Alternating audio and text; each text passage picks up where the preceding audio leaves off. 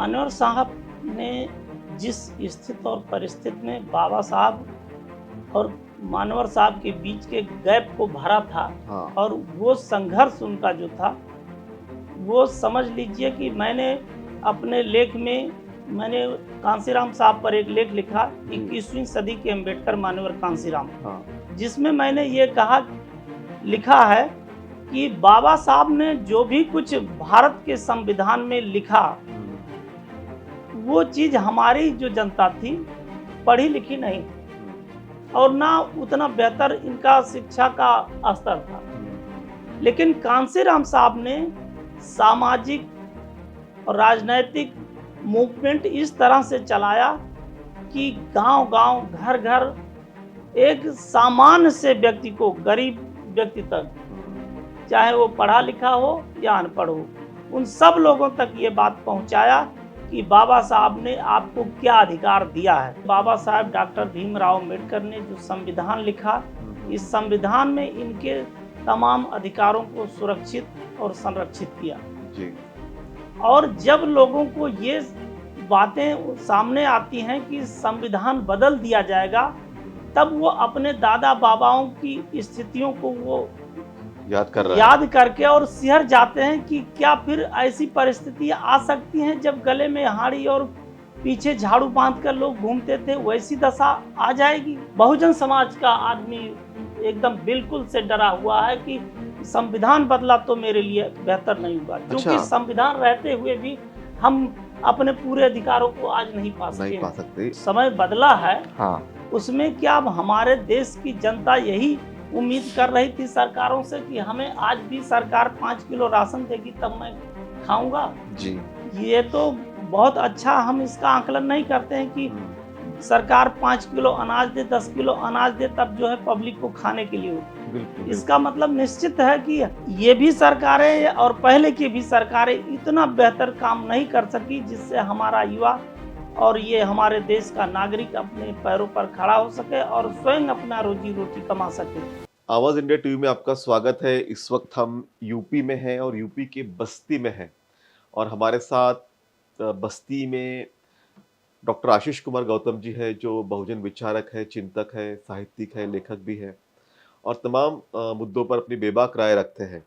तो हम वक्त राजनीति का है, लोकसभा इलेक्शन का है, तो राजनीति के संदर्भ में ही चर्चा भी करेंगे, कुछ सामाजिक विषयों पर भी चर्चा करेंगे, मंथन करेंगे।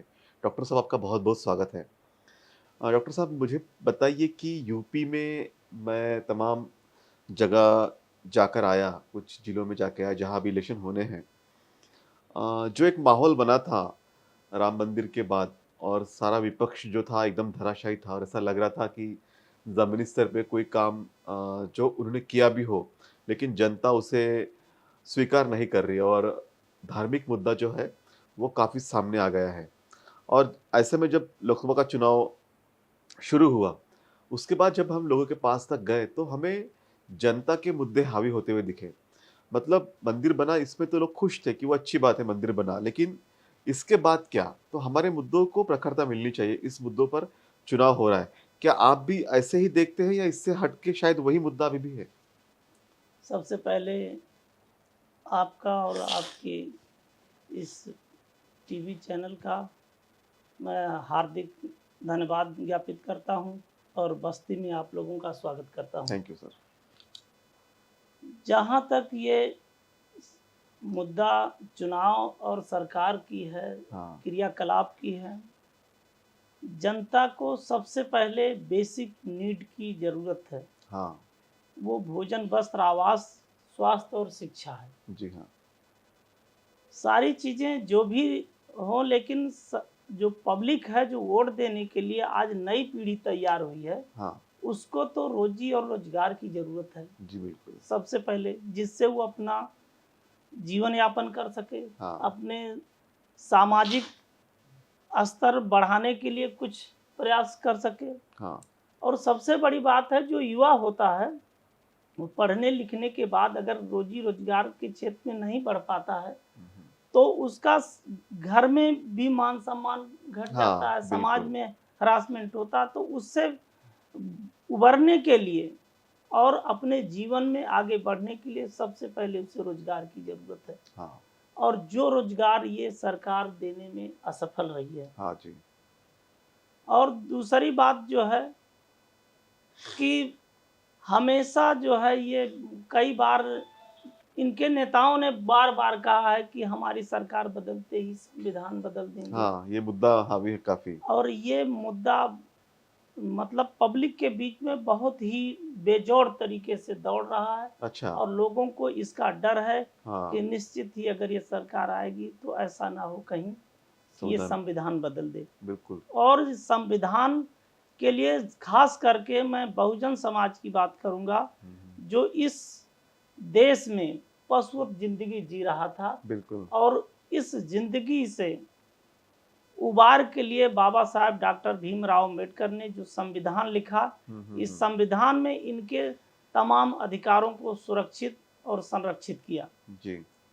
और जब लोगों को ये बातें सामने आती हैं कि संविधान बदल दिया जाएगा, हुँ, तब वो अपने दादा बाबाओं की स्थितियों को वो याद कर रहा है। याद करके और सिहर जाते हैं कि क्या फिर ऐसी परिस्थितियां आ सकती हैं जब गले में हाड़ी और पीछे झाड़ू बांध कर लोग घूमते थे, वैसी दशा आ जाएगी। अच्छा, ये बात मतलब गाँव देहात में लोग समझ रहे हैं उस बात ऐसा को। हर बहुजन समाज का आदमी एकदम बिल्कुल से डरा हुआ है कि संविधान बदला तो मेरे लिए बेहतर नहीं होगा, अच्छा, क्योंकि संविधान रहते हुए भी हम अपने पूरे अधिकारों को आज नहीं पा नहीं सके पा हैं। सकते। आपने एक बहुत इम्पोर्टेंट सवाल उठाया क्योंकि ये एक चर्चा का केंद्र में है ये सवाल और बार-बार पीएम मोदी को या सीएम योगी या जो भी बीजेपी के नेता हैं उनको बार-बार कहना पड़ रहा है कि हम संविधान नहीं बदलेंगे, आरक्षण नहीं बदलेंगे।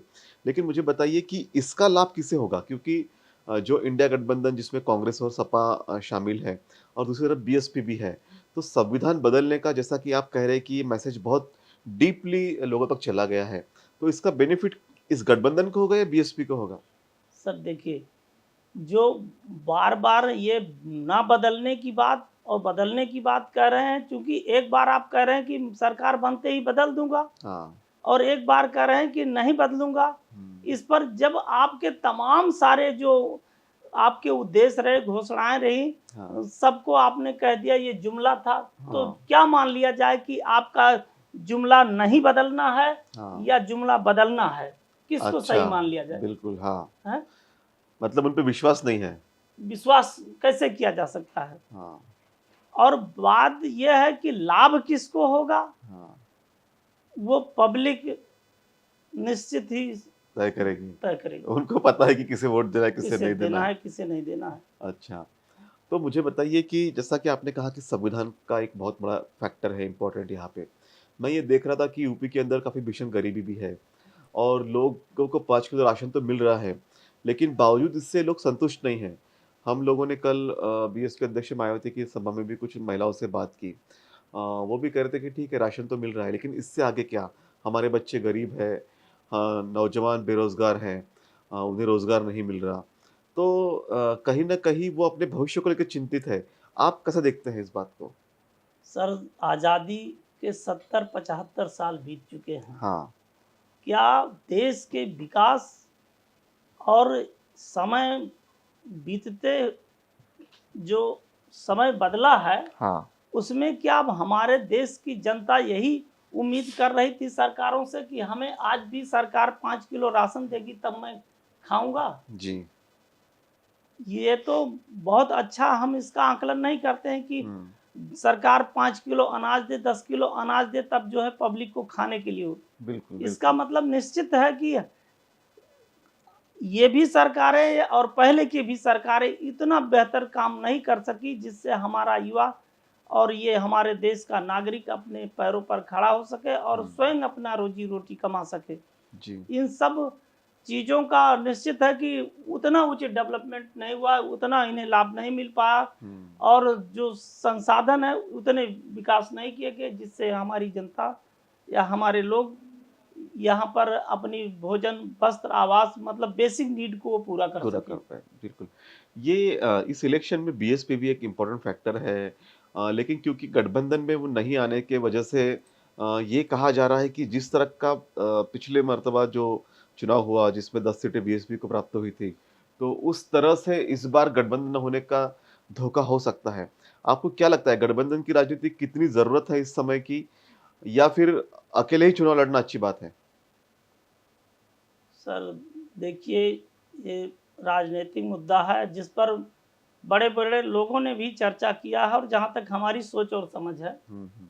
चाणक्य ने भी कहा है कि बड़े दुश्मन को मारने के लिए छोटे का साथ देना चाहिए। हुँ, अगर इस समय ये लग रहा है कि सरकारें अच्छी नहीं हैं, हुँ। तो इन्हें बदलने के लिए लोगों को एकजुट होकर काम करना चाहिए। जी, बिल्कुल। अब वो हमें नहीं लगता, सबको लगता है कि ये बेहतर होता, हाँ, और ये सबको लग रहा ऐसे था। मामलों पर लोगों को एकजुट होना चाहिए। बिल्कुल, ऐसे मामलों पर लोगों को एकजुट होना चाहिए। मुझे और एक बात जो देखने को मिली कि यूपी के अंदर पॉलिटिक्स को ही ज़्यादा इम्पोर्टेंस दिया जाता है। जबकि मान्यवर साहब कांशीराम ने कहा था कि नॉन पॉलिटिकल रूट्स भी मज़बूत करने चाहिए। तो नॉन पॉलिटिकल रूट्स शायद मज़बूत ना होने का कारण भी है, वजह भी है कि जो बीएसपी है, वो डिक्लाइन हो रही है बार-बार या फिर वो उस तरह से डिलीवर नहीं कर पा रही। मानवर साहब ने जिस स्थिति और परिस्थिति में बाबा साहब और मानवर साहब के बीच के गैप को भरा था, हाँ, और वो संघर्ष उनका जो था, वो समझ लीजिए कि मैंने अपने लेख में मैंने कांसीराम साहब पर एक लेख लिखा, जी। 21वीं सदी के अंबेडकर मानवर कांसीराम, हाँ। जिसमें मैंने ये कहा लिखा है कि बाबा साहब ने जो भी कुछ भारत के संविधान में लिखा, हुँ, हुँ, हुँ। वो चीज़ हमारी जो जनता थी, पढ़ी लिखी नहीं थी, हुँ, और ना उतना बेहतर इनका शिक्षा का स्तर था। हुँ, हुँ, हुँ। लेकिन कांसीराम साहब ने सामाजिक और राजनैतिक मूवमेंट इस तरह से चलाया कि गांव-गांव, घर-घर, एक सामान्य से व्यक्ति को, गरीब व्यक्ति तक, हुँ, चाहे वो पढ़ा लिखा हो या अनपढ़ हो, हुँ। उन सब लोगों तक ये बात पहुंचाया कि बाबा साहब ने आपको क्या अधिकार दिया है, जी। इस संविधान में क्या लिखा है, हुँ, हुँ। और आपका उस संविधान में ये अधिकार है, इन अधिकारों को आप लीजिए। जी हाँ। और उसके बाद उन्होंने अपने संघर्षों के बदौलत उत्तर प्रदेश में जो सरकार बनाई, उस सरकार के माध्यम से बहुत सारे संवैधानिक अधिकार लोगों को प्राप्त भी हुए। हुँ, हुँ, हुँ। लेकिन मानवर साहब के बाद जाने के बाद ये मूवमेंट धीरे धीरे शिथिल होते गया, और राजनीतिक सुख भोगने के अलावा हमें तो नहीं लगा कि बहुत कुछ आगे बढ़ाया गया। बिल्कुल, ये बहुत इम्पोर्टेंट बात सर ने कही कि शिथिल हो गया मूवमेंट, जी आंदोलन। तो इस शिथिलता को दूर करने के लिए किस तरह से प्रयास किए जाने चाहिए? सर, शिथिलता को दूर करने के लिए मानवर साहब ने कहा था कि सामाजिक मूवमेंट चलते रहना चाहिए, हाँ, सत्ता मिले या ना ना मिले। मिले, सही बात है।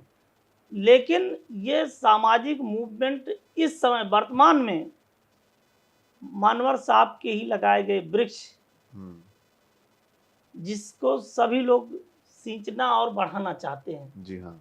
लेकिन जो उस वृक्ष के स्पेशल माली बने हुए हैं, वो हुँ, खुद ही उसका जो है विस्तार नहीं करना विस्तार चाहते नहीं हैं। करना चाहते, ये भी बहुत चिंता की बात है। और ये सर बहुत चिंता की बात नहीं है, हुँ, ये समाज बिल्कुल अपने आप को ऊबन सी महसूस कर रहा है कि जी, अगर ये मूवमेंट मानवर कांसीराम साहब का खत्म हो गया, तो आखिर हमारा और हमारे समाज का क्या होगा। हाँ। हमारा इस जो राजनैतिक स्थिति, जो माहौल है और सामाजिक माहौल है, इसको देखते हुए हमारा समाज एकदम घुट रहा है, जी, बिल्कुल। छटपटा रहा है कि आखिर मेरा भविष्य क्या क्या होगा। हो गया? मतलब एक तरफ तो उसको देख देख रहा है कि हमारी पार्टी का भविष्य भी ठीक नहीं है।